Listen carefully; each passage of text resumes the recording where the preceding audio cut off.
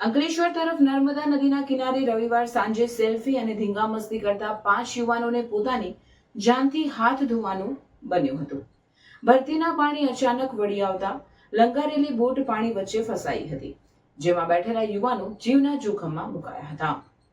અંકલેશ્વર તરફ નર્મદા નદીના કિનારે રવિવારે સાંજે સેલ્ફી અને ધીંગામસ્તી કરતા 5 યુવાનોને પોતાની જાનથી હાથ ધોવાનું બનતું હતું.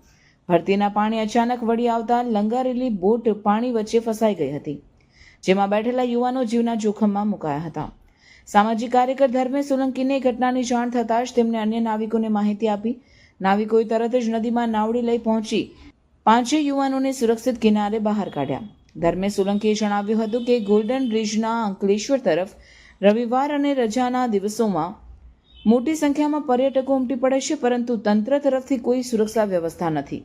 તેઓએ પ્રશ્ન ઉઠાવ્યો હતો કે આવી પરિસ્થિતિમાં મોટી દુર્ઘટના બને તો તેની જવાબદારી કોણ લેશે.